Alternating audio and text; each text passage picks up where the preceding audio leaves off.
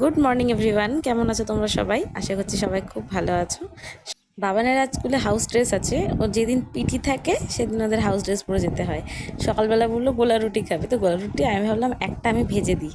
ভাজতে গিয়ে এই গোলা রুটি ভেজেছি। মা আমাকে বললো থাক, তোকে আর করতে হবে না, আমি করে দিচ্ছি, তুই একটু ওকে খাইয়ে দে। ওকে খাইয়ে দিলাম, খাওয়া দাওয়া কমপ্লিট, রেডি হয়ে গেছে, এবার যাবে স্কুলে, তাই একটু আদর করে দিচ্ছে, আমিও একটু আদর করে দিলাম। এই যে প্রথমে দুধ রুটি মা ভিজিয়েছিল খেয়ে যাবে বলে, খেলো না, ওটা বললো গোলা রুটি খেয়ে যাবো, গোলা রুটি নিয়ে যাবো আমাদের জন্য। তারপরে মা স্কুলে চলে যাওয়ার পর বানালো তড়কা আর রুটি। সকালবেলা তড়কা হবে শুনে রাগ করছে যে আমার জন্য তড়কা দিলে না, আর তোমরা তড়কা খাবা। বললাম রাত্রেবেলা তো খেতে পারবি, যা না, যেটা খেয়ে যাচ্ছিস এখন তাড়াহুড়ো করে, তড়কা বানানোর তো সময় নেই, এটাই খেয়ে যা। আজ দুপুরে হবে একটু চিকেন, অনেক দিন পর চিকেন হচ্ছে। আর এখন তো বলতে গেলে প্রায় সপ্তাহে কি 1.5 সপ্তাহে 1 দিন 2 দিন হয়, মানে আগে এই সপ্তাহে 2বার করে তো হতোই। ওয়েদারটা এখনও গরমই আছে, না ঠান্ডা পড়ছে না বৃষ্টি হচ্ছে, একেবারে মানে বলবো বিচ্ছিরি ওয়েদার। ঘরে অতটা বোঝা যাচ্ছে না, কিন্তু বাইরে বেরোলে 1 মিনিটের মধ্যে ভিজে যাচ্ছি। আজকে লাল শাক হবে, আজকে লাল শাকটা আমি কেটেছি। লাল শাক কাটতে গেলে আমার আঙুলের মধ্যে 3-4 জায়গায় কাটা কাটা কাটা কাটা দাগ হবেই। মা রান্না বসিয়ে দিল, আর আমি এখানে বসে আন্টির সাথে গল্প করছিলাম। আর আন্টির সাথে গল্প করা মানে এত আলতু ফালতু কথা হয় আমাদের, পাগলের মতো বসে বসে হাসি। আর জ্বালা থেকে লোক দেখি জোরে জোরে হাসি না, মাঝে মাঝে লোকে ভাবে হয়তো ওনাকে দেখে হাসছি।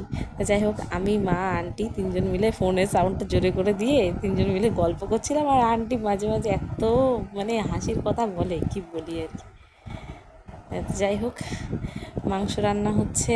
আর মাংসতে আজকে এই যে শুকনো লঙ্কা বেটেছে 2টো, এতদিন তো শুধু কাঁচা লঙ্কা দিয়েই খাওয়া হচ্ছিল। মা বললো আজকে নাকি চিকেনটা একটু ভেজে রান্না করি। সব কিছু মশলা টশলা বেটে প্রিপারেশন করে একেবারে রান্না করতে নেমেছে, যে শাক হয়ে গেছে, মাংসটা হয়ে গেলেই ব্যাস, আর কোনো রান্না নেই। আগের দিনের একটুখানি ডাল আছে, ওটা দিয়েই হয়ে যাবে। আমি ভাবলাম মা যখন ওদিকে কাজটা করছে, চলো আমি বিছানার কভারগুলো তারপর বালিশের কভারগুলো খুলে ফেলি। এই যে এইটা জানো কী দিয়ে বানানো এই কভারটা? এই কভারটা আমার একটা কুর্তি ছিল, যখন আমি অনেকটা রোগা হয়ে গেছিলাম ওই লকডাউনের শেষের দিকে, 2021-এর মাঝামাঝি, তখন আমি একটা কুর্তি কিনেছিলাম, মানে প্রচণ্ড রোগা হয়ে গেছিলাম তখন। তো তখন যে কুর্তিটা কিনেছিলাম, ওই কুর্তিটা এখন তো আমার আর গায়ে ঢোকে না, সেই মানে তার 4 গুণ সাইজের বড় কুর্তি এখন লাগে। তো ওই কুর্তিটা কী হবে, অত রোগা আর হবো কি হবো না, মা বললো দেখ কুর্তিটা যখন ভালো আছে ওটা দিয়ে একটা বালিশের কভার বানিয়ে দিতে বলি।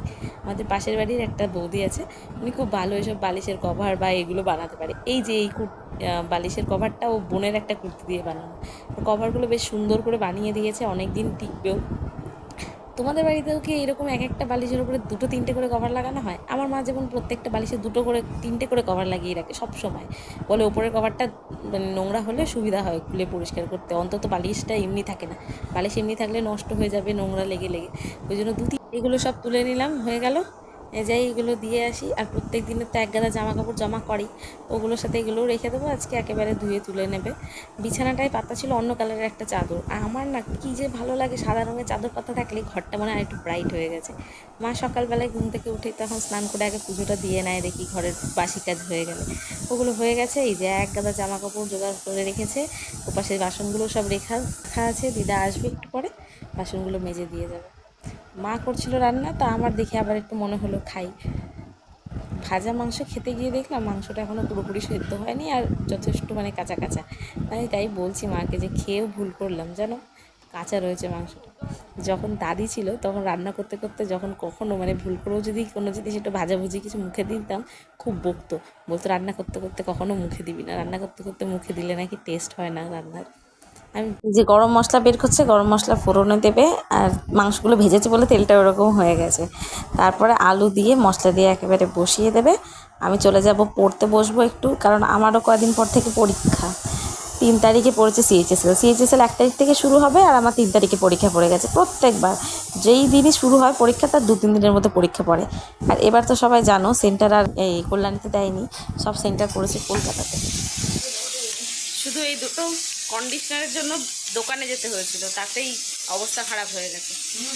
গরম একটু মেঘ করছে, তারপরে ঢং করে মেঘটা সরে যাচ্ছে, আবার গরম শুরু হয়ে যাচ্ছে।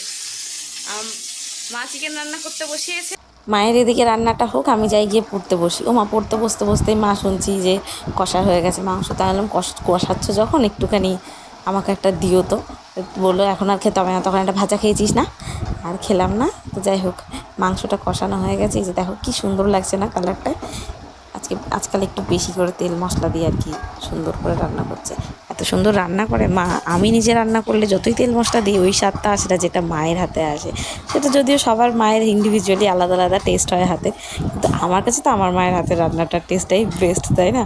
তো চলো, হয়ে গেছে, মা রান্না টান্না করুক। আমার এখানে বসলে আর কাজ হবে না, আমাকে গিয়ে পড়তে বসতে হবে। স্নান করে খেতে বসে পড়লাম, আর খাওয়ার পরে তো আবার যেতে হবে পড়াতে।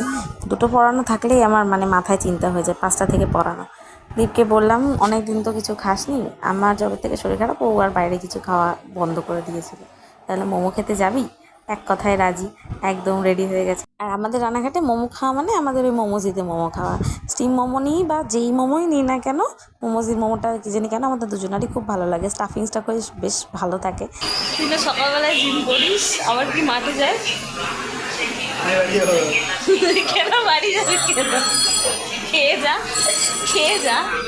একটা স্টিম মোমো নিয়েছিলাম, যেটার দাম আগে ছিল 60 টাকা, এইবার গিয়ে দেখলাম 70 টাকা হয়ে গেছে।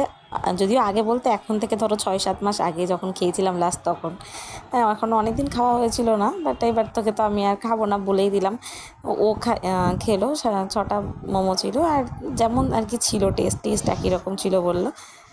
এই দোকানের মোমোটা বেস্ট লাগে। সকালবেলায় যত খাটনি ছিল পেটে চলে গেল। বল এবার। না, আমি তো আর খাবো না, আমার তো সব বারণ। তুই খা, আমি দেখছি। চলো, আজকের ভিডিওটা আর বড় করছি না। সবাই সুস্থ থেকো, ভালো থেকো। খুব তাড়াতাড়ি দেখা হবে একটা নতুন ভিডিওর সাথে। টাটা।